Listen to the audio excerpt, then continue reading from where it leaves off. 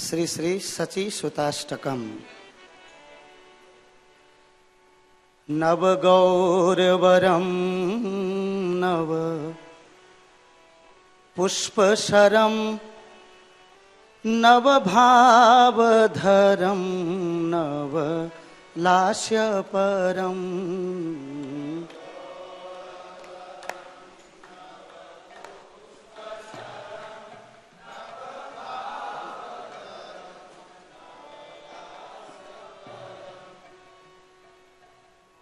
नव गौरवरम नव पुष्पशरम नव भावधरम नव लास्यपरम।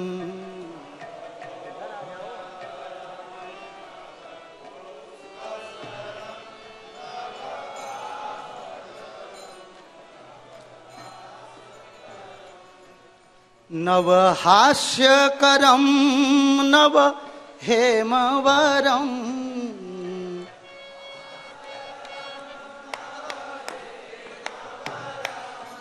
नव हास्यकरम नव हेमवरम।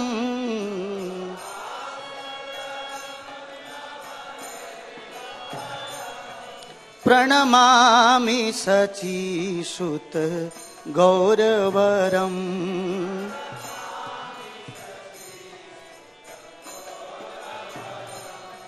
नव प्रेमयुतं नव नीतशुचं नव वेशकृतं नव प्रेमरसम्।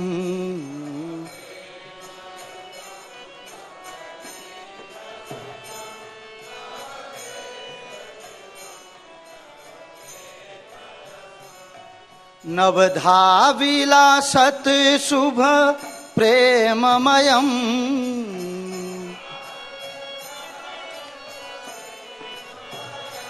प्रणमामि शचीसुत गौरवरम।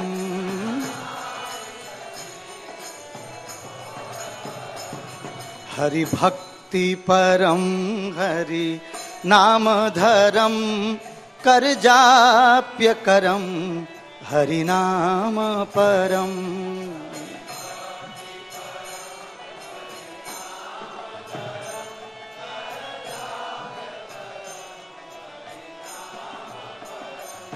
नयने सततं प्रणयाश्रुधरम्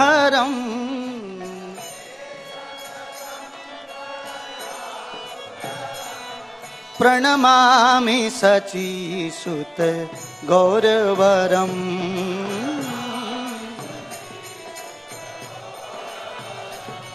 प्रणमामि शचीसुत गौरवरम्।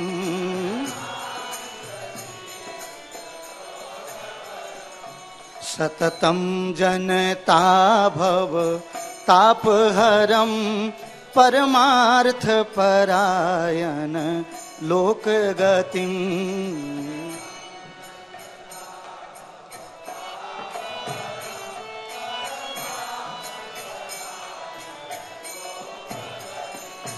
नवलेहकरं जगतापहरम्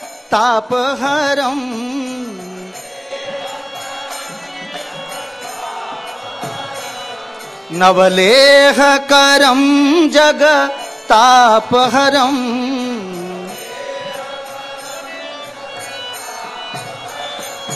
प्रणमामि शचीसुत गौरवरम्।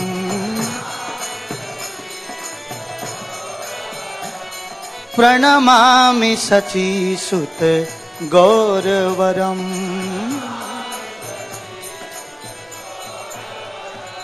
निज भक्ति करम प्रिय चारुतरम नट नर्तन नागर राजकुलम।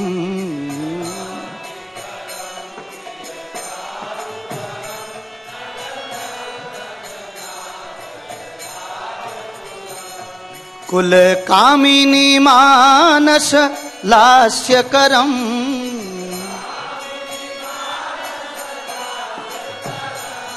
कुल कामिनी मानस लास्यकरम।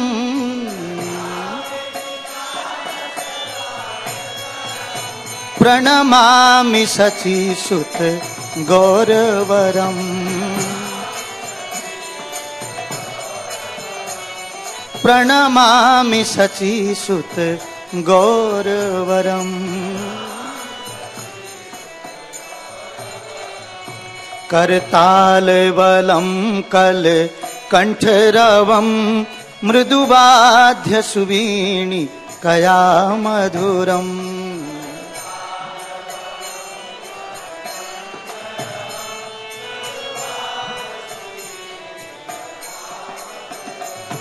निज भक्ति गुणावृत नाट्यकरम्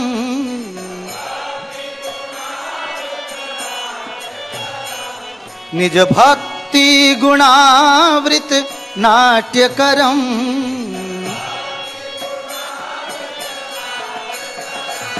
प्रणमामि शचीसुत गौरवरम्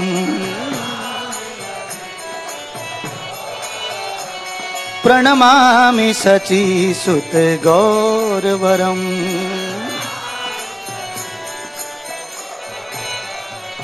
युगधर्मयुतं पुनर्नन्दसुतं धरणी सुचित्रं भव भावोचितम्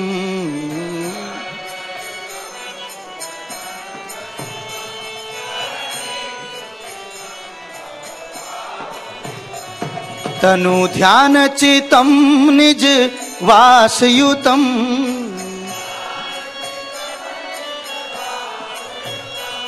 तनु ध्यान चितं निज वासयुतम्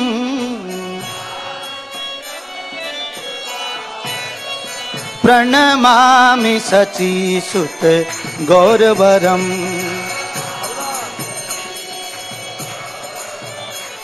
प्रणमामि शचीसुत गौरवरम्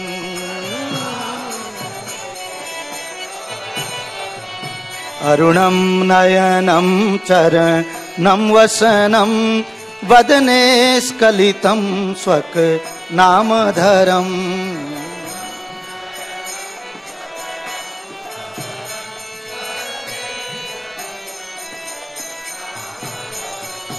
अरुणं नयनं चरणं वसनं वदने स्खलितं स्वक नामधरम्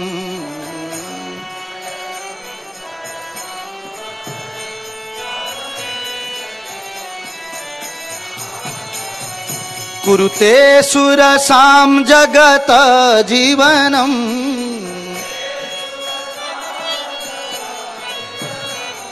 कुरुते सुरसां जगतः जीवनम् प्रणमामि शचीसुत गौरवरम् प्रणमामि शचीसुत गौरवरम् नव गौरवरं नव पुष्पसरं नव भावधरं नव लास्यपरम्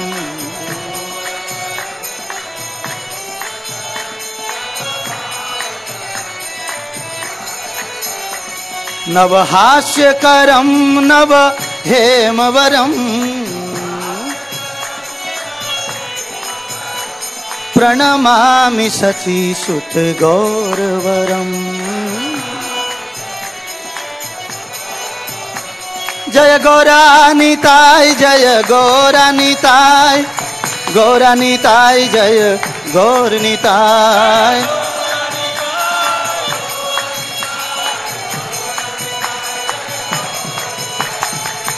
गौर हरि गौरा हरि गौरा हरि जय गौर हरे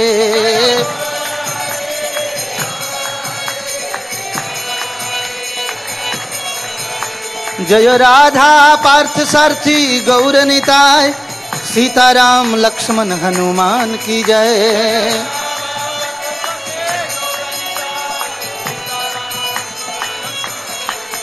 जय तुलसी महारानी भागवत पुराण जय भागवत पुराण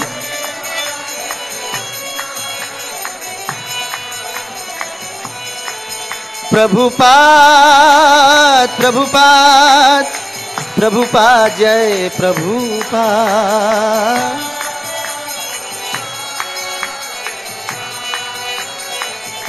जय जय गुरुदेव गुरुदेव गुरुदेव जय गुरुदेव।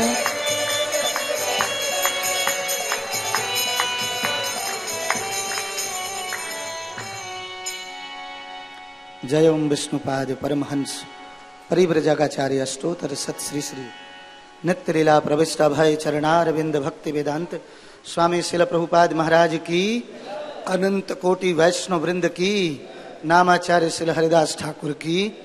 प्रेम से कहो श्री कृष्ण चैतन्य प्रभु नित्यानंद, श्री अद्वैत गदाधर शिवासादि श्री गौर भक्त वृंद की। श्री श्री राधा पार्थ सारथी गोप गोपिका श्याम कुंड राधा कुंड गिरि गोवर्धन की, गंगा माई यमुना माई की, भक्ति देवी तुलसी महारानी की, बोलो गौ माता की, समवेत भक्त वृंद की, ग्रंथराज श्री श्रीमद चैतन्य चरितामृत की, श्री कृष्णदास कविराज गोस्वामी महाराज की, समवेत भक्त वृंद की, निताई गौर प्रेमानंदे। All glories to the assembled devotees, all glories to the assembled devotees, all glories to Shri guru and Gauranga. जय जय श्री चैतन्य जय नित्यानंदो,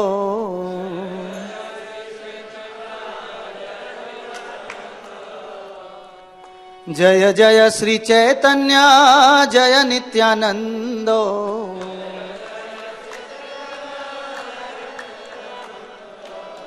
श्री अद्वैत चंद्र जय गौर भक्त वृंदा,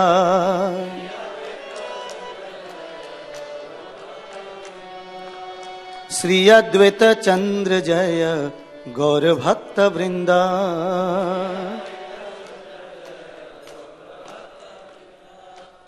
जय जय श्री चैतन्य जय नित्यानंदो,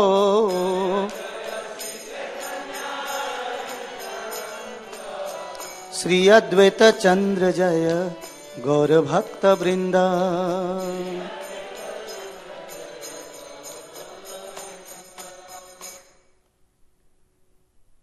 श्री श्री ग्रंथराज श्री श्री चैतन्य चरितामृत आदि लीला अध्याय 17 और अध्याय का नाम है चैतन्य महाप्रभु की युवा अवस्था की लीलाएं। और प्यार नंबर है 155, 156, 157। तो मैं 155 और 156 खुद पढ़ूंगा और 157 लिखा होगा तो उसको हम लोग दोहराएंगे और बाद में उसका अनुवाद और अर्थ पढ़ेंगे। काजी कहे तुम्हारे ये छे वेद पुराण, तैछे आमार शास्त्रो किताबो कुरान।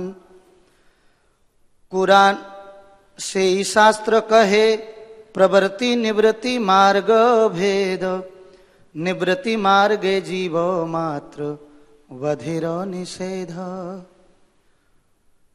तो आज का श्लोक है 157। प्रवृत्ति मार्गे गोवध करिते विधि है,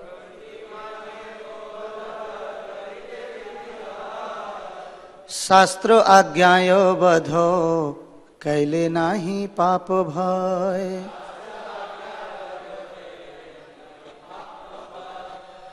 प्रवृत्ति मार्गे गोवध करिते विधि है, शास्त्र आज्ञाय बध कैले नहीं पाप भय।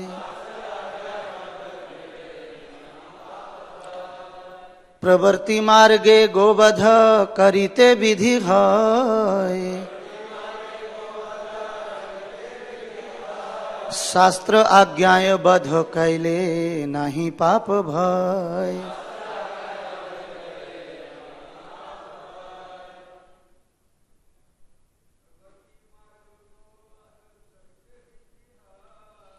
प्रवृत्ति मार्गे गोवध करिते विधि है,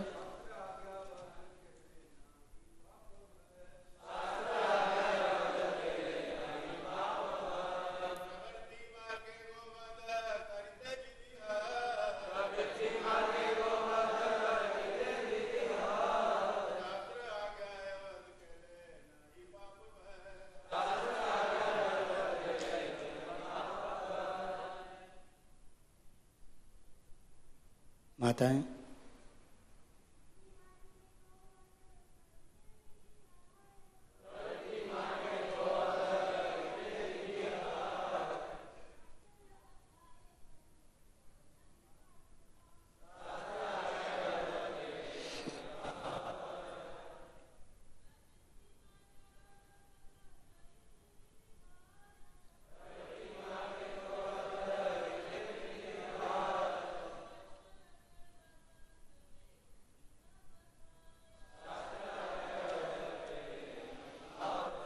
शब्दार्थ प्रवृत्ति मार्गे आसक्ति मार्ग पर गोवध गोवध करिते करना विधि नियम हैं। शास्त्र आज्ञाय शास्त्र की आज्ञा अनुसार वध वध कैले यदि कोई करता है नहीं है पाप भय पाप कर्म का भय। अनुवाद और तात्पर्य परम महाभागवत जगत गुरु श्रील प्रभुपाद जी के द्वारा। श्रील प्रभुपाद की तो 155 से अनुवाद तात्पर्य सारा पढ़ते हुए आगे बढ़ते हैं।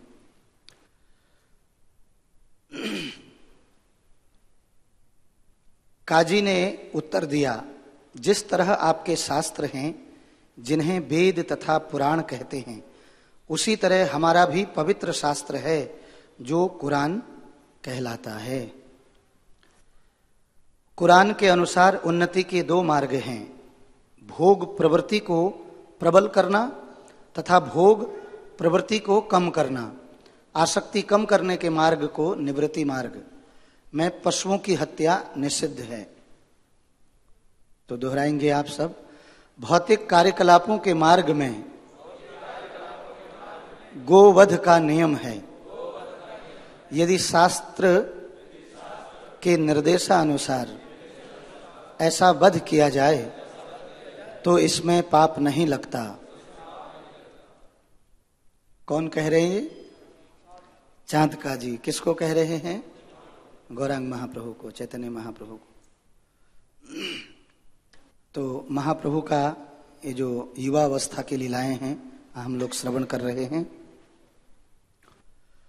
ओम अज्ञानतिमिरान्धस्य ज्ञानाञ्जनशलाकया चक्षुरुन्मीलितं येन तस्मै श्रीगुरवे नमः।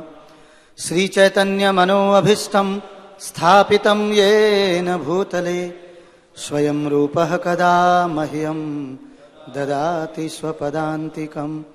वन्देऽहं श्रीगुरो श्रीयुतपदकमलं श्रीगुरून् वैष्णवांश्च श्रीरूपं साग्रजातं सहगण रघुनाथान्वितं तं सजीवं साद्वैतं सावधूतं परिजनसहितं कृष्णचैतन्यदेवं श्रीराधा कृष्णपादान् सहगण ललिता श्री विशाखान्विताश्च। हे कृष्ण करुणा सिंधो दीनबंधो जगत्पते गोपेश गोपिका कांत राधा कांत नमस्तुते। तप्त कांचन गौरांगी राधे वृंदावनेश्वरी वृषभानुसुते देवी प्रणमामि हरिप्रिये। वाञ्छाकल्पतरुभ्यश्च कृपा सिन्धुभ्य एव च पतितानां पावनेभ्यो वैष्णवेभ्यो नमो नमः। गुरवे गौरचन्द्राय राधिकाय तदालये कृष्णाय कृष्णभक्ताय तद्भक्ताय नमो नमः। नमो महावदन्याय कृष्ण प्रेम प्रदायते कृष्णाय कृष्ण चैतन्य नामने गौरत्विषे नमो नमः। श्री कृष्ण चैतन्य प्रभु नित्यानंद श्री अद्वैत गदाधर शिव सदी गौर भक्त वृंद। हरे कृष्ण कृष्ण कृष्ण हरे हरे हरे राम राम राम हरे हरे हरे कृष्णा।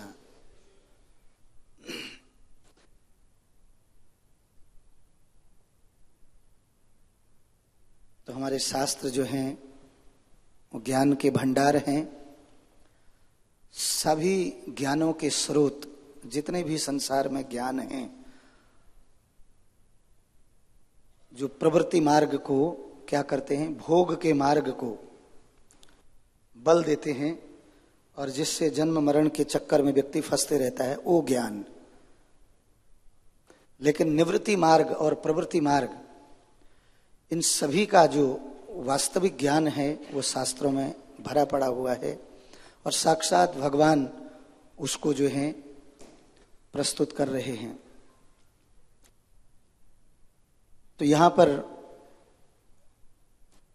महाप्रभु जो है चांदकाजी के घर पे आए हैं और वो डर के मारे अंदर छुप गए। फिर महाप्रभु उनको बाहर बुलाते हैं कि आप बिल्कुल भय मत कीजिए। महाप्रभु ने कहा, मैं आप वैसे घर के रिश्ते से जो हैं आप मामा हुए, तो मामा को भांजे से डरने की जरूरत नहीं है नहीं। जब रिश्ता की बात आ जाती तो वहां पर फिर भय नहीं रहता है। भौतिक रिश्तों में भय जरूर है, संसार के सभी रिश्ते, क्योंकि अपनों से ज्यादा चक्रव्यूह रचने वाले और संसार में कोई है ही नहीं इस भौतिक संसार में। लेकिन आध्यात्मिक जीवन में जो अपने हैं वो चक्रव्यूह नहीं रचेंगे। जो वास्तव में जिनके हृदय शुद्ध हो गए हैं, जिनको समझ में आ गया मर्म कि संसार में हम क्यों आए हैं, तो वो जो हैं वो चक्रव्यूह कभी नहीं रच सकते हैं।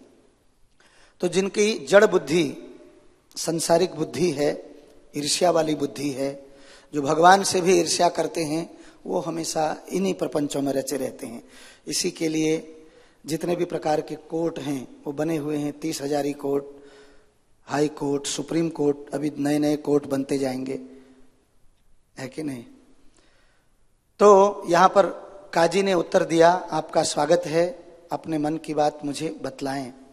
महाप्रभु ने कहा, आप गाय का दूध पीते हैं। मैं थोड़ा सा फ्लैशबैक में इसलिए जा रहा हूं क्योंकि जो पिछले हफ्ते पढ़ा, और गाय आपकी माता हुई, जिसका दूध पीते हैं वो हमारी माता हुई। शास्त्रों में 7 प्रकार की माताएं बता रखी हैं।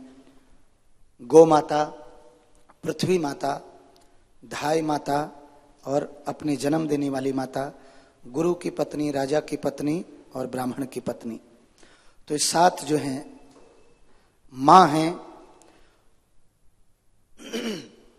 तो ये जो मां हैं, तो मां का कोई वध कैसे कर सकता है, जिसका दूध पी करके हम बड़े हुए, जिसका दूध हमारी रगों में, हमारे खून में धड़क रहा है, जिससे हमारा शरीर का विकास हुआ, हमारी बुद्धि का विकास हुआ, और अब उस गाय को हम मार दें, तो ये जो है सबसे बड़ा अपराध है इस संसार का, सबसे बड़ा कलंक।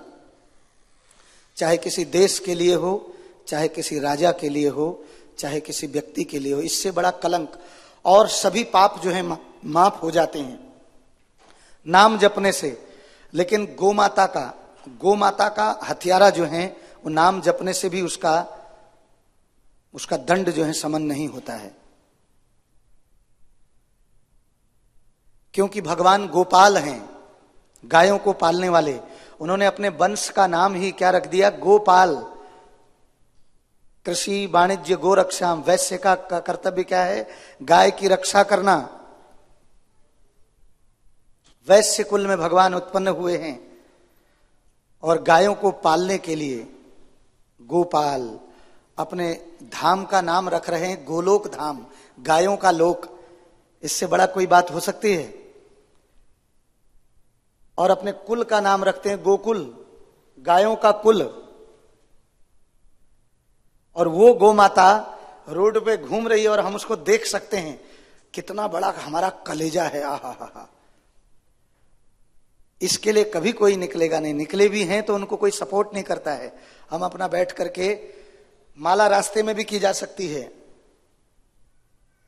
रास्ते में मतलब अगर कोई गाय की रक्षा के लिए निकल रहा है तो निकल जाना चाहिए माला पकड़ करके, माला करते करते गाय की रक्षा के लिए बता रखा है।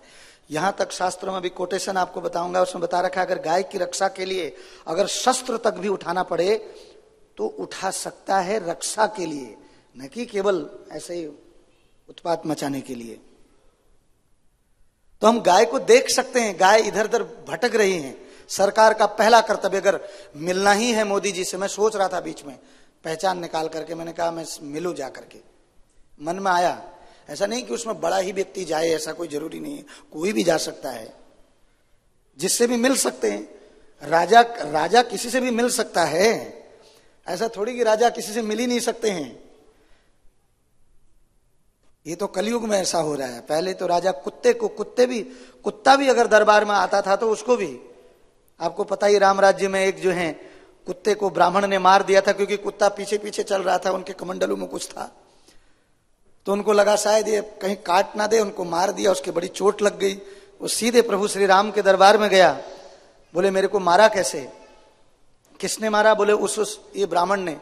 तब कुत्तों को पता रहता था ये ब्राह्मण भी कौन है, तब कुत्ते भी मतलब इतने ज्यादा विज्ञ होते थे, विचारवान।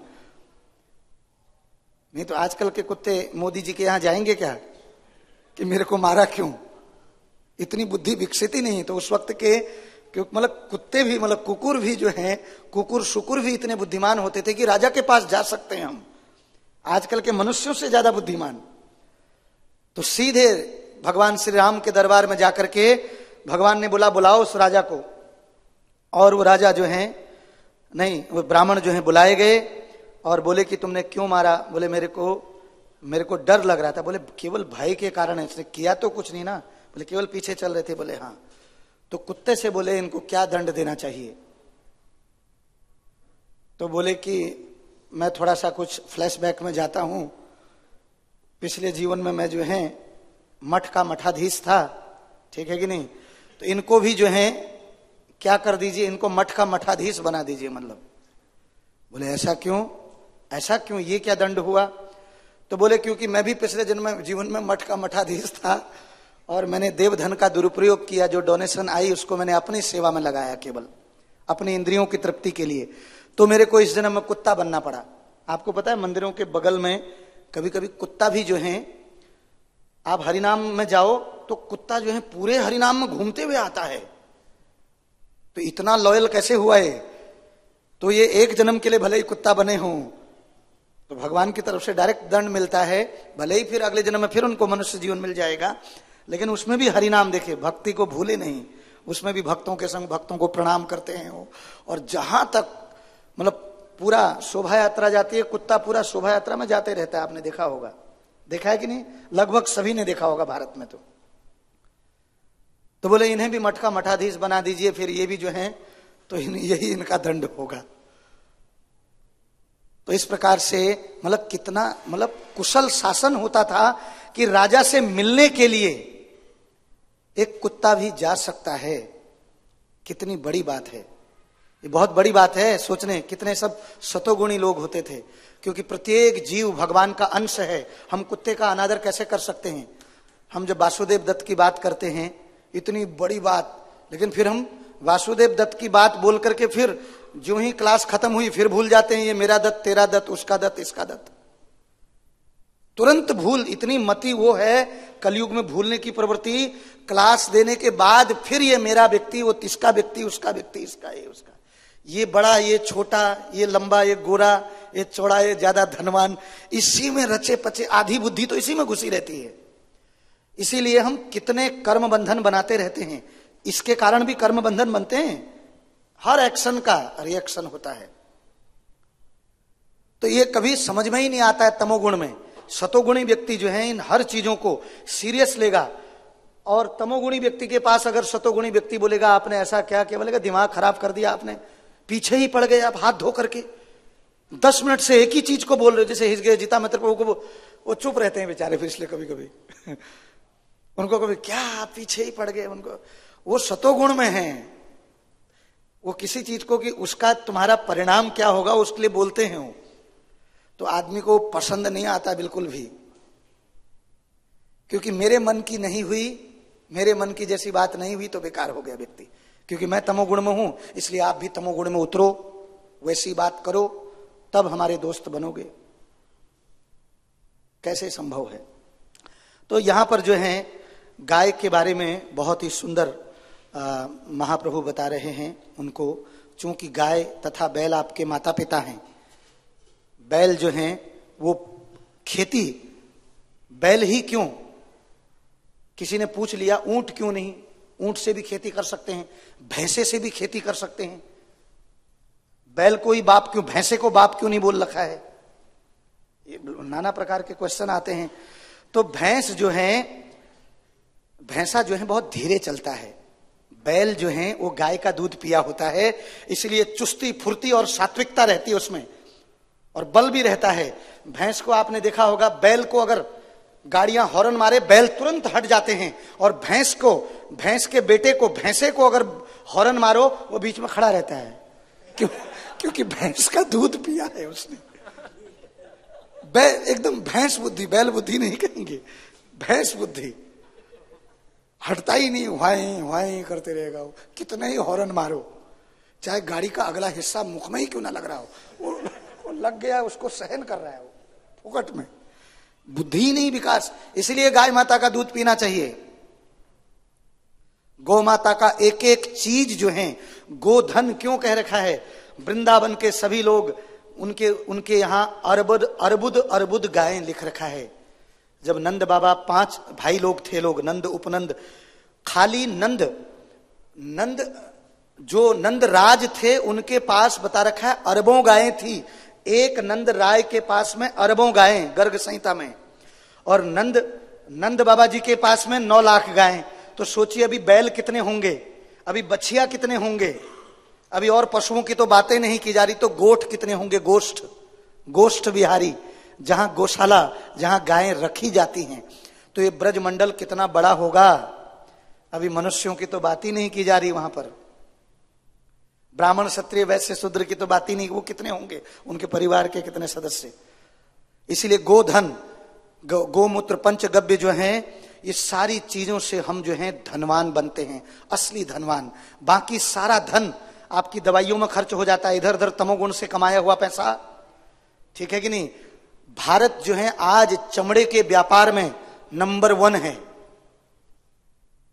तो अगर कोई राजा वास्तव में भक्त है तो उसको सबसे पहला कानून ये बनाना चाहिए।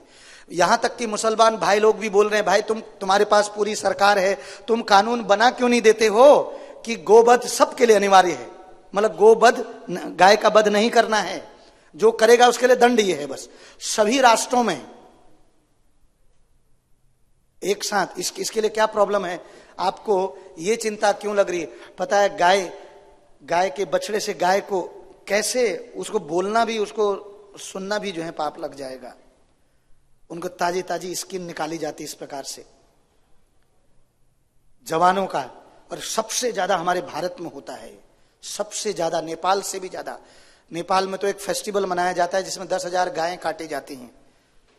वहां बताया गया कि जो नेपाल में वो हुआ था, भूकंप आया था, तो उसका कारण क्या है? 10,000, आपका एक हाथ काट दो, आपके जो हाय निकलेगी, आप कितना रोगे हाथ काटने से, कितनी बद्दुआ दोगे जिसने काटा। और एक गौ माता, 10,000 गायें, पशुवध, गांव में पशुवध कितने होते हैं उसमें, गाय के, बैल को भी, बकरे को भी, इतना 8-8 उनकी बलि दी जाती है। इतने होटलों में कट रही, कहां कहां देखिए, सब जगह। कसाई घरों में कट रही, कसाई घर सबसे ज्यादा। और उसमें बता रखा है 50% कसाई घर हिंदू लोगों के हैं, जो अपने आप को सो कॉल्ड हिंदू बोलते हैं। एक अभी पिछली सरकार में मंत्री थे, नाम नहीं बोलूंगा, समझ जाइए। ये पूरा कसाई घर उनका ही है इधर, ये जो इधर कहां सब, जब मुर्गी मंडी आ गई उस साइड से आधे उधर गाजीपुर, हाँ सब।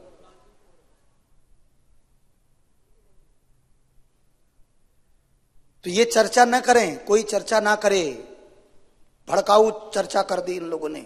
तुम काट सकते हो, तुम मार सकते हो, और कोई तुमको शास्त्र की बात भी ना बोले कि तुम कितने जन्मों तक, गाय के शरीर में जितने रोए होते हैं, उतने जन्मों तक जो है बताया गया है हमें क्या करना पड़ेगा। फल, गोहत्या का फल महाभारत अनुखंड में, घातकः खादको वापि तथा यश्चानु मन्यते यावंती तस्या रोमाणी तावद वर्षाणी मज्जिता मंजती।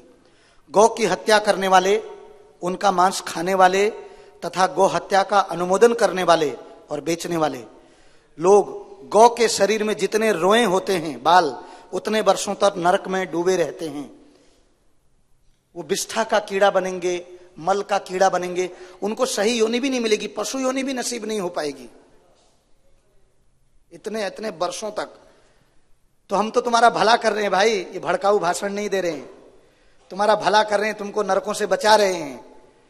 ब्राह्मण नहीं बोलेगा सत्य बात तो कौन बोलेगा? फिर बचा कौन? सभी एक दूसरे की चापलूसी करने में लगे हैं, तू भी खा मैं भी खाऊंगा, तूने भी खाया मैंने भी खाया इसलिए तू भी मत बोल मैं भी नहीं बोलता हूं। प्रॉब्लम तो यही हो गई, सब एक दूसरे को बचाने में लगे हुए। ऐसा बचाने से क्या फायदा?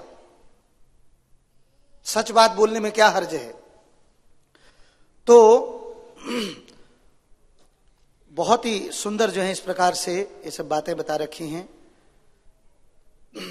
गौओं को दुख देने का परिणाम, आज हम लोग भी अगर दुखी होंगे, भले ही हम लोग भजन कर रहे हैं, जिस देश में, जिस शहर में, जिस गली कूचे में अगर गायों को सम्मान नहीं हो रहा है, यहां तक बता रखा है गायों को अपना जूठा तक नहीं खिलाना चाहिए।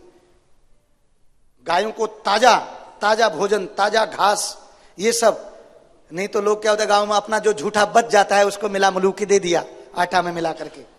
तो गाय तो भगवान उसकी पूजा करते हैं, गोमूत्र से भगवान नहाते हैं, उनके पंचगव्य में शामिल है, और हम लोग गोमूत्र पी भी नहीं सकते हैं। तो कैसे हमारी यहां बीमारियां दूर होंगी? मेरे को अभी अभी एक व्हाट्सएप पर वीडियो आया, एक व्यक्ति जो है वो वृंदावन गौशाला से भेजा था उन्होंने, एक भक्त बीटाडीन होता है ना, बीटाडीन जिसे हम वो करते हैं, कभी कभी गरारे करते हैं, उसने 2 गिलास पानी में, सादे पानी में 1-1 चम्मच बीटाडीन का मिलाया। वो कैसा हो गया? पूरा क्या हो गया? वो रंगीन हो गया। फिर उनने गोमूत्र, जो गो अर्क है, उसके 1-1 ढक्कन उसमें मिलाया और ऐसे हिलाया, प्योर फिर से एकदम व्हाइट पानी हो गया वो।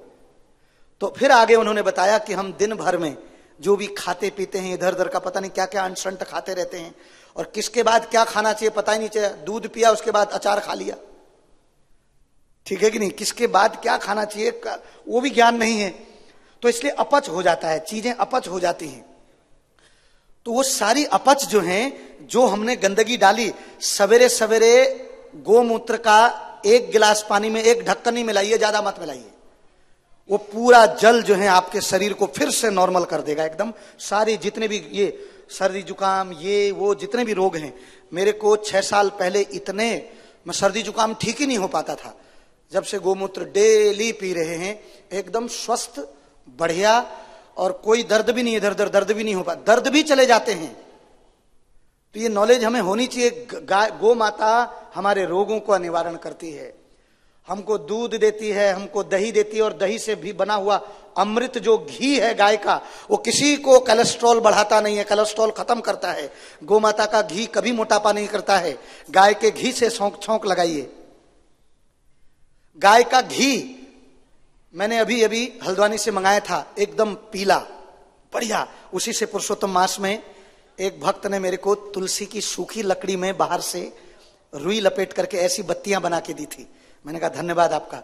तो तुलसी युक्त दीप जला रहा था मैं, और वो घी से, वो गाय के घी से, वही गो घी आप जो है, आजकल तो वैसे ही पिघले रहता है, गर्म ही रहता है सारा, तो उसको जो है नाक में डाल दीजिए। लकवा नहीं मारेगा किसी को भी, लकवा है तो 10-15 दिन में ठीक हो जाएगा, लेकिन करना नहीं, सुन लेना फिर करना नहीं, क्योंकि दवाई खाने की आदत पड़ गई है, ये डॉक्टरों का घर भरने की आदत पड़ गई है।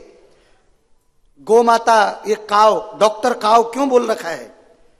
ये सभी रोगों की जो है क्या है, ये निशा, वो हम तो पापी हैं, हम लोग तो पाप करते करते अपने आप को रोगवान बना देते हैं, भाग्यवान से रोगवान। लेकिन गौ माता हमको क्या करती है, हमारे रोगों को भी ले लेती है। एक वस्तु से, केवल गो अर्क से जो है, समझ सकते हैं? तो कितना जरूरी है ये ज्ञान। इसीलिए अगर क्लासें लेनी हैं तो ये क्लासें लेनी चाहिए। डॉक्टर काव कैसे जो हैं हमारे सारे रोगों को दूर करेगी, इसके लिए भी कभी समय निकालना चाहिए, बैठना चाहिए और इतना डिटेल में है उसको व्यक्त कर सकते हैं। इतना डिटेल सुनने के बाद इतना आनंद आएगा, आप जप करने सीधे कहां गौशाला ही पहुंच जाओगे, बस हो गया। गायों के जो शरीर से निकलती है हवा ना, उससे गायों के शरीर में हाथ फेर देने मात्र से आपका लकवा दूर हो जाता है, आपका BP high BP low normal हो जाता है। करके देख लीजिए आप। गाय का गोबर जो है उसमें लक्ष्मी जी वास करती हैं, और गाय के शरीर में जो देवता वास करते हैं का मतलब क्या है? देवता, जैसे किसी ने कहा गाय के शरीर में देवता है तो उनकी रक्षा क्यों नहीं कर रहे हैं वो, ऐसे भी प्रश्न करते हैं लोग। गौ माता फिर क्यों काटी जा रही हैं? प्रश्न तो बड़ा वाजिब है ना। तो हमारे शरीर में भगवान रहते हैं तो हमारी रक्षा क्यों नहीं हो रही है? हमारे शरीर में तो भगवान परमात्मा रूप में रहते हैं, इसी प्रकार गाय के शरीर में भी देवी देवता उस ढंग से रहते हैं। लेकिन हमें शक्ति क्यों दे रखी है फिर भगवान ने, पहले बताइए। फिर राजा क्यों बन रहे हो, फिर पद पोजीशन ले क्यों रहे हो? अगर सब कुछ भगवान ने ही करना है, देवताओं ने ही करना है अगर, तो पद पोजीशन छोड़ दो सब, फिर भैया मैंने करना है, सब भगवान करेंगे। फिर भगवान शायद उतर करके कर भी दें। सारी पद पोजीशन लिए हैं और जब सुधारने की बात आई, क्या करे, हमारे हाथ में बात ही नहीं है। तो किसके हाथ में बात है फिर पद पोजीशन लिए क्यों हो? तो फिर दंड मिलता है राजा को। जितनी गायें काटी जा रही हैं, वो 5 साल जो राजा रहा है उसके कार्यकाल में, उतना आधा दंड उसको पूरा पूरा मिलेगा। उसके शासन में कोई झूठ नहीं बोल सकता है। छुप नहीं सकते पाप तुम्हारे रे मूर्ख इंसान, कि सब कुछ देख रहा भगवान। आदमी को भगवान दंड नहीं देते, उसके कर्म ही दंड देते हैं। कर्म जो हैं वो पीछे पीछे उसके कभी ना कभी, आज नहीं तो जैसी करनी वैसा फल, आज नहीं तो निश्चित कल। तो ये सारी बातें जो है महाप्रभु बता रहे हैं उनको कि आप जो है इनको, तो काजी ने बोला जैसे आपके शास्त्र हैं वैसे ही हमारे भी कुरान शास्त्र है। अब लॉजिक इस ढंग से बोल रहे हैं, वार्तालाप हो रहा है, तो वार्तालाप में कभी चिढ़ना नहीं चाहिए हमें। भैया ये वार्तालाप करेंगे तभी तो उससे मंथन होगा, तभी तो अमृत निकलेगा, जहर उसका साफ होगा। शिव जी ने जहर पी लिया ना, तो साधु का जीवन लिया किस लिए है? जितने भी संसारिक विष रूपी प्रश्न हैं उनको सुनना होगा हमें। जो सुन नहीं सकता है वो आपको समझ नहीं सकता है। किसी को समझना है तो पहले उसको पूरा सुन लो आधा घंटा, उसी के प्रश्नों में ही उसका उत्तर है। आप देख लीजिएगा, एक लाइन बोलोगे आप उसको समझ में आ जाएगी, क्योंकि आपने निचोड़ उसको सुन करके एक ही लाइन बोली, वो बोलता हाँ मैं समझ में आ गया मेरे को बस। अभी हम बोलने भी नहीं देते कभी कभी किसी को, हाँ मैं मेरे को समझ में आ गया बस हो गया ठीक है। कमाल, बोलना क्या चाहता है भाई। कभी कभी लोग उत्तर भी खुद ही दे देते हैं उसी में। मैंने कहा उत्तर भी तो खुद ही दे रहे हो, यही उत्तर है। तो इस प्रकार से महाप्रभु ने बोलने दिया। आगे बोल रहे हो कुरान के अनुसार उन्नति के 2 मार्ग हैं। अब ये तो हमारे शास्त्र में भी बता रखा, प्रवृत्ति और निवृत्ति मार्ग, ठीक है कि नहीं? तो वहां भी उनके उसमें ही बता रखा, प्रवृत्ति जो लोग संसार में रमना चाहते हैं और जो अल्लाह को पाना चाहते हैं। निवृत्ति मार्ग, तो बता निवृत्ति मार्ग में पशुओं की हत्या निषिद्ध है। वो गाय को पशु मानते हैं। देखिए, गाय पशु नहीं है, गाय माता है। तो गाय के लिए बता रखा है, गावो विश्वस्य मातरः, पूरे विश्व की माता है गाय। और भगवान ने अपना बिजनेस देखिए, सारी दुनिया उनसे मांग रही है, क्या क्या बिजनेस दे रहे हैं वो। किसी को अंबानी बना रखा है, किसी को कुछ, किसी को कुछ, किसी सब देवताओं को भी जिसको पद पोजीशन चाहिए सब दे रखा है। और सबको देने वाला अपना गोपालक बना हुआ है, अपना गायों को चराने के लिए ले जा रहे हैं। कितना बड़ा बिजनेस है बताइए आप। जिसको इस संसार में निकृष्ट माना जाएगा, ये भी कोई गाय पालने वाला कोई ग्वाला है, कोई ग्वाला, उसको बड़ा हेट किया जाता है। सरकार का पहला कर्तव्य है कि जितनी भी गायें सड़क में भटक रही हैं, पहले दिन आदेश देकर के सारी गायों के लिए गौशाला बनाइए। क्योंकि जमीनी जमीन है, दिल्ली छोड़ दो, जमीनी जमीन है सरकार के पास में, उस जमीन में गौशाला बना करके उसके लिए हाईटेक नौकरी दी जाए, 50,000 रुपए सैलरी जो गाय की सेवा करेगा सात्विक में, ठीक है कि नहीं? अरे नौकरियां ही नौकरियां हैं, कोई भी व्यक्ति वो नहीं रह सकता है गौ माता की सेवा। गाय भटकनी नहीं, यहां तक कि कुत्ते बिल्ली भी भटकने नहीं चाहिए रोडों में, क्यों भटकें, उनको भी अलग। और कोई भिखारी नहीं रहेगा, पहली कोई भीख नहीं मांगेगा, उनके लिए काम रखा जाएगा, वो गाय की बल्कि सेवा करें बढ़िया से, वहां नाम भी जपें, गौ सेवा करें, सत्संग सुने, अपने मनुष्य जीवन को सफल बनाए। मांगने की क्या है चक्कर? और जितनी भी गंगा यमुना पवित्र नदियां हैं, क्या इनके पास दम नहीं है? जितने भी नाले, मलमूत्र के नाले उसमें लगा रखे हैं, वही मलमूत्र को बड़े बड़े पाइपों में जहां से निकलता है वहां से कहीं दूसरी जगह को नहीं डाला जा सकता है? वो खाद भी बनेगी खेतों के नीचे से, बहुत सारी जगहों में वो खाद बनता है वो चीज।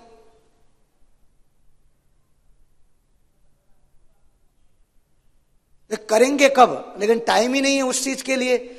मीटिंगें बहुत बड़ी बड़ी बड़ी बड़ी मीटिंग है, उसमें बढ़िया से समोसे और कोल्ड ड्रिंक सब अपना खाया जा रहा है, मीटिंग खत्म, बस हो गया। लेकिन वो करेंगे कब? करेगा कौन उसको?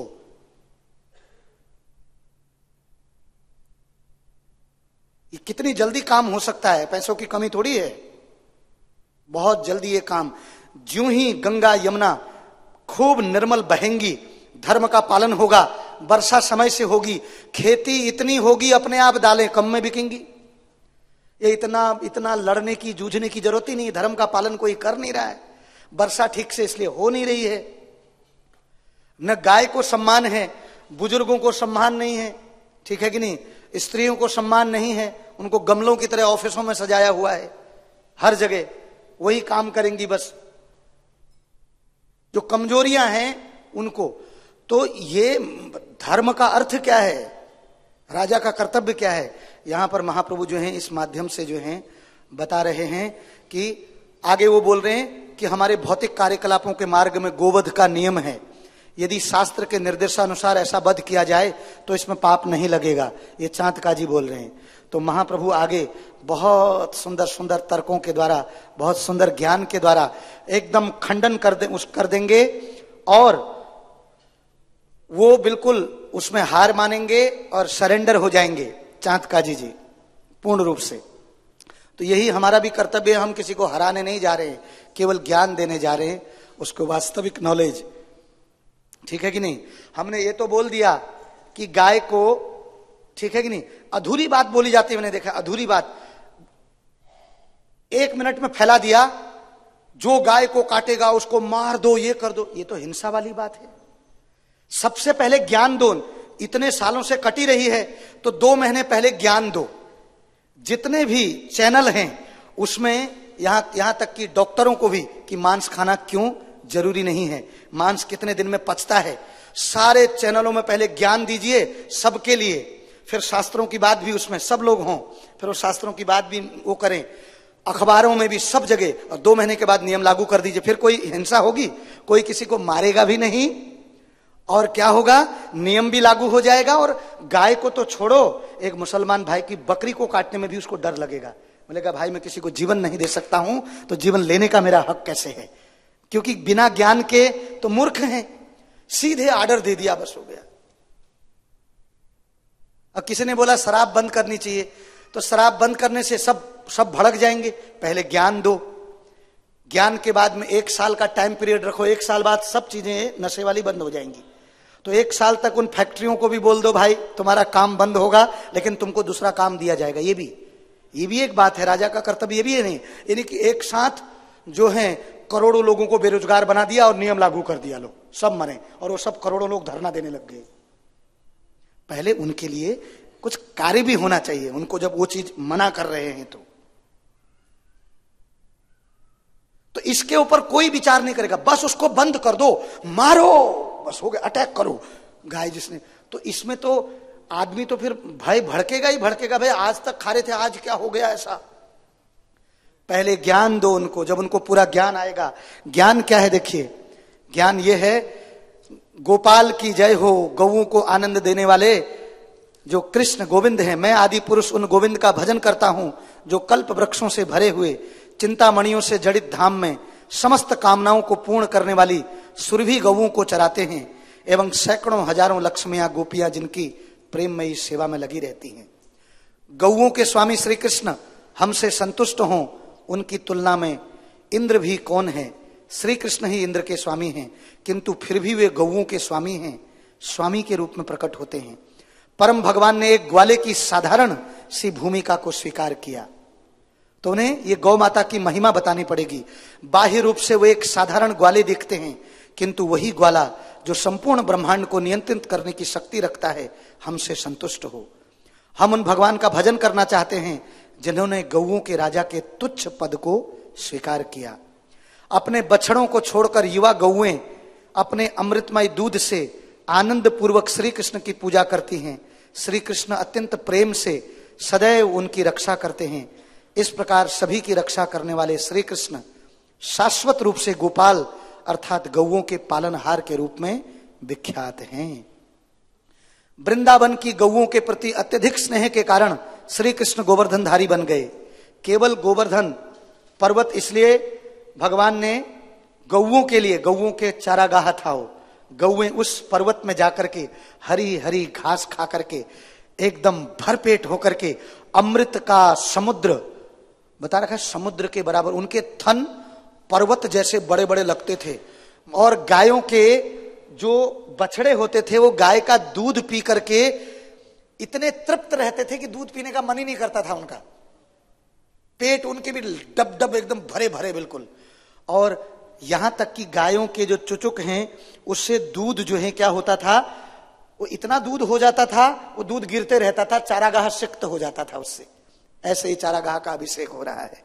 कभी कभी तो भगवान जो है, जब भगवान का दूध पीने का मन करता था, ओ धौरी, भगवान ने इशारा किया, धौरी आई और भगवान जो है थन में मुख लगा करके दूध पी रहे हैं और धौरी अपने बच्चे को भूल गई, भगवान का सिर जो है अपने उससे चाट रही है जिह्वा से। मुझे याद है मैं भी ग्वाला जाता था, हमारा जन्म तो पहाड़ में हुआ बहुत दूर, और हमारे पिताजी भी जाते थे, उनके संग जाता था मैं। तो वो क्या करते थे, कभी कभी गाय से जो है, गाय को ऐसे खूब खुजा करके उनको प्यार करके फिर अपनी पीठ कर देते थे। गाय अपनी जीभ से पीठ की खुजलाहट दूर होती थी और पीठ सारे घाव, आपको पता है गाय की जो लार है अगर हाथों में लग जाए वो इतनी शुद्ध है, आप सोच नहीं सकते। गाय जो सांस छोड़ती है इतनी शुद्ध सांस, बिल्कुल अद्भुत। तो भगवान उन गायों के बीच में जो हैं क्या कर रहे हैं, बांसुरी की मधुर संगीत बजाते हैं और समस्त महान देवताओं मार्ग में खड़े होकर उनके चरणों की पूजा करते हैं। श्री कृष्ण की बंसी की ध्वनि सुनकर वन में सभी गौएं और गोप आनंद से भर उठे एवं उच्च लोकों के देवता आश्चर्यचकित हो गए। श्री कृष्ण चंद्रमा के समान यशस्वी हो गए। अपनी बांसुरी की ध्वनि के कारण उन्होंने सभी गौओं को आनंद से स्तब्ध कर दिया। सारी गौएं घास खाना छोड़ दी और कान ऐसे करके भागी भागी भर भर भर भर भर भर भर भर भर भर करके श्री कृष्ण कहाँ हैं, सब भाग करके आने लगी। गोपियों ने कहा, श्री कृष्ण की बांसुरी के रागों को सुनकर हमारी स्थिति भी वैसी ही हो जाती है जैसी स्थिति गौओं की बांसुरी सुनने पर होती है। फिर भी हम में और गौओं में एक अंतर है, गौएं प्रतिक्षण श्री कृष्ण के चंद्रमा जैसे मुख को निहार सकती हैं। हाय रे विधाता ने हमको ऐसा क्या बनाया, हम गौओं की तरह जा नहीं सकती हैं। हमारे सास ससुर सब मना कर देते हैं, कहाँ जा रही हो तुम, ठीक है कि नहीं। वो जो है निरंतर कृष्ण को निहार सकते हैं। और इस प्रकार से बहुत सुंदर और भी महिमा है। लेकिन अब गाय के गो सेवा से जो होने वाले लाभ हैं, थोड़ा देर उसको मैं बोलता हूं, आप कृपा करके उसको जरूर सुनिए। मैं गाय को प्रणाम करता हूं जो सभी जड़ तथा चेतन वस्तुओं में व्याप्त है और जो भूतकाल में हुए तथा भविष्य में होने वाले सभी जीवों की माता है। हे गौ माता, मैं आपके जन्म के समय तथा जन्म के पश्चात आपको प्रणाम करता हूं। मैं आपके शरीर के बालों तथा आपके खुरों को भी प्रणाम करता हूं। आपका कभी भी वध नहीं किया जाना चाहिए। मैं गाय को प्रणाम करता हूं जिनके शरीर में श्रीमती लक्ष्मी जी का निवास है। मैं सुंदर गाय को प्रणाम करता हूं क्योंकि वह शुद्ध, सरल तथा सुगंधित हैं। मैं ब्रह्मापुत्री गाय को नमन करता हूं, वह अंदर और बाहर से पूर्णतः शुद्ध है तथा अपनी उपस्थिति से पूरे वातावरण को भी शुद्ध रखती है। मैं बारंबार उन्हें प्रणाम करता हूं। हे गौओं, तुम्हारे अनेक बछड़े हों, तुम्हें पर्याप्त भोजन मिले और तुम सरोवर के स्वच्छ जल का पान करो। तुम कभी भी दुष्टों के चुंगल में न फंसो और भगवान रुद्र के अस्त्र सदैव आपकी रक्षा करें। समुद्र मंथन के समय वहां से 5 गौएं प्रकट हुई थी। उनमें सर्वश्रेष्ठ नंदा थी। मैं बारंबार उन्हें प्रणाम करता हूं। हे सुरभि, गायों में सर्वश्रेष्ठ, आप समस्त इच्छाओं को पूरा करने वाली हैं तथा आपने समस्त पवित्र स्थलों के जल में स्नान किया है। इसलिए हे परम शुद्धकारी, मैं बारंबार आपको नमन करता हूं। गौ माता दिखते ही गौ माता को प्रणाम करना चाहिए। उनसे बड़ा वैष्णव कौन है जिनको भगवान प्रणाम करते हैं। और मैं गाय को प्रणाम करता हूं जो सभी जीवों की जो है माता है। गौओं की सेवा तथा हर प्रकार से उनकी देखभाल करने वाले व्यक्ति को उनसे सर्वाधिक दुर्लभ वरदान प्राप्त होता है। मन में भी गौओं से ईर्ष्या न करें। जितना संभव हो सके उन्हें प्रसन्न तथा उनकी सेवा करने का प्रयास करें। उन्हें प्रणाम तथा उनकी पूजा करें। प्रतिदिन आनंद पूर्वक गाय की सेवा करने वाला व्यक्ति महान सुख समृद्धि प्राप्त करने के योग्य हो जाता है। हे राजन, मुझे संपूर्ण जगत में गाय के समान अन्य कोई संपत्ति नहीं दिखाई देती। इसीलिए प्रभुपाद जी बोलते थे, किसी के पास एक दुधारू गाय और सामने नदी हो, बोले उससे बड़ा स्वर्ग और धाम कोई नहीं है। मुझे याद है, हम गए थे लक्ष्मी नरसिंह प्रभु जी के गांव झूला घाट। इनके सामने पवित्र नदी भी है और घर में 3-4 गायें भी। इतना सुंदर सामने पर्वत, मैं तो पूरा वीडियो बना के लाया। वो कभी देखेंगे उसको, इतना अद्भुत जगह। मेरे को सीधे वृंदावन का याद आया वहां, इतना अद्भुत। तो पहाड़ों में जब जाओगे तो आपको भगवान का बहुत अद्भुत याद आएगा।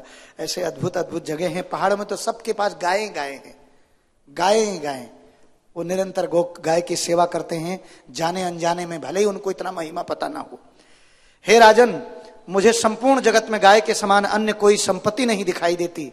हे प्रजापालक, गाय की महिमा का श्रवण कीर्तन करो, गौओं का दान करो और प्रतिदिन उनका दर्शन करो। शास्त्रों में गौओं का गुणगान किया गौएं हैं। गायें सुख समृद्धि का स्रोत हैं, उनमें पाप का लेस मात्र भी नहीं है। गाय सदैव मनुष्यों को भोजन प्रदान करती है तथा भगवान हेतु यज्ञ के लिए सामग्री देती है। आपको पता है, गाय के गोमूत्र और गाय के गोबर से जो खाद बनती है उससे अनाज और अच्छा होता है। आजकल की जो एक खाद है, इससे जो उपजाऊ शक्ति है, वो मिट्टी की उपजाऊ शक्ति भी कमजोर हो गई है। इसीलिए सारी जो ये चीजें हैं, ये सब विष के समान शुरू हो गई हैं, क्योंकि इस प्रकार की विषैली खादें बनाई जाती हैं रासायनिक प्रक्रिया के द्वारा। गाय के जो गोबर से जो खाद होती है, उससे कई गुना ज्यादा अन्न पैदा होता है। और अन्न अगर होगा तो आप धनवान होंगे ही होंगे। आज खाने के लिए साल भर नहीं निकल रहा है किसान के पास में, बेचने के लिए कहां से निकलेगा। इसीलिए दालें सब महंगी होती जाएंगी धीरे धीरे, क्योंकि हम केवल गाय का दूध, केवल गाय का घी, केवल गाय का एक एक चीज जो है, शरीर का एक एक चीज, वो जो है परम दुर्लभ है, एकदम दुर्लभ चीज है। तो इसलिए बता रखा है, गाय हमें सदैव मनुष्य को भोजन प्रदान करती है, भगवान हेतु यज्ञ के लिए सामग्री देती है। गाय यज्ञ मुख है, यज्ञ का मुख है गाय। अब उसके जो भी दूध दही घी मक्खन अगर ना हो तो यज्ञ संपन्न हो ही नहीं सकता है। गाय यज्ञ मुख है, उसमें व्याप्त दिव्य अमृत उसके दूध के रूप में आता है। संपूर्ण विश्व उन्हें प्रणाम करता है। जहां तक गाय के शरीर तथा तेज का प्रश्न है, इस जगत में वह अग्नि के समान है। वह समस्त तेज की स्रोत है तथा समस्त जीवों को आनंद देने वाली है। जहां कहीं भी गाय निर्भय होकर रहती है, वह स्थान पवित्र बन जाता है। गाय स्वर्ग जाने हेतु सीढ़ी है, स्वर्ग में भी उनकी पूजा होती है। वह सभी की इच्छाओं को पूर्ण करती है। गाय से श्रेष्ठ कुछ भी नहीं है। गाय, पृथ्वी और ज्ञान अत्यंत महत्वपूर्ण वस्तुएं हैं। इनका सदैव दान करना चाहिए, ज्ञान को बांटना चाहिए, गाय को दान देना चाहिए, पृथ्वी को दान में देना चाहिए। किस लिए बोलो? मंदिर बन सके, गौशाला बन सके, प्रीचिंग सेंटर बन सके। दान देना चाहिए, इसलिए इनका सदैव दान करना चाहिए। इन तीनों के दान का फल समान है। ये तीनों वस्तुएं मनुष्य के समस्त इच्छाओं को पूरा कर सकती हैं। गाय को सभी जीवों की माता के रूप में स्वीकार किया गया है। वो सबको आनंद प्रदान करती है।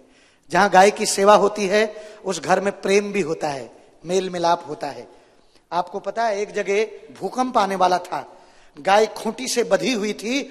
उसने क्या किया, नेपाल में एक घर था, जिस घर में गाय, जब भूकंप आने वाला था, वो गाय अपनी खूंटी में चारों तरफ चिल्लाने लगी जोर जोर से, वां वां वां। तो सारे घर से बाहर आ गए, क्या हुआ क्या हुआ।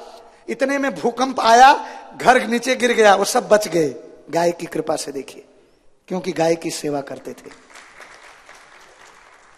ऐसे करके गाय बचाती हैं।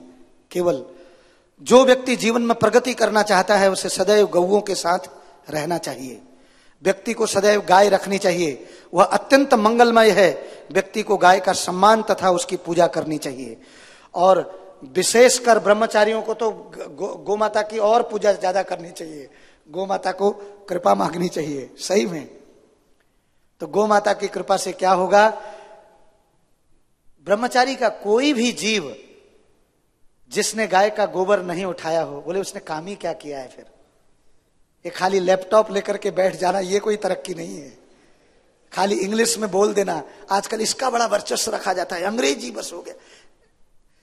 जो भी भाषा आती है बहुत अच्छी बात है, नहीं आती तो भी अच्छी बात है। आपको भक्ति आती हो बस, होगा आपको गाय का सम्मान करना आता हो, आपको भगवान की भक्ति मिल जाएगी, गोलोक धाम मिल जाएगा। ये लैपटॉप और हाईफाई हाईटेक बनने से भगवान नहीं मिलते हैं। ये तो एक प्रचार का माध्यम है, चलो लोग अट्रैक्ट होंगे, लेकिन लाना यही है गाय का गोबर उठाने के लिए। हमारी लक्ष्य है गाय का गोबर उठाना, गाय के कंडे बनाना, उपले बनाना, और उस उपले में भगवान के लिए जो भोग बनाना, और फिर भगवान जो उसको महाप्रसाद बनाएंगे, वो खिचड़ी प्रसाद, वो महाप्रसाद कभी पा लेना उपले वाला। आप बोलोगे ये स्वाद कहां से आया भैया, ये दिव्य अमृत कहां से आ गया है। अद्भुत अमृत है एकदम। ठीक है, तो बहुत सारी बातें हैं, मेरे को तृप्ति नहीं हुई, कभी बाद में अवसर हुआ ऐसा तो करेंगे। ठीक है, बहुत बहुत धन्यवाद आपका सबका। गौ माता की, चैतन्य चरितामृत की, श्री कृष्णदास कविराज गोस्वामी जी की, चांद काजी जी की, बोलो गौरांग महाप्रभु की, समवेत भक्त वृंद की, निताई गौर प्रेमानंदे। तो किसी भक्त को कुछ प्रश्न पूछना है तो बाद में अभी पूछ सकते हैं, एक आध पूछना है तो पूछ सकते हैं, किसी का बहुत अर्जेंट हो। धन्यवाद। हरे कृष्णा।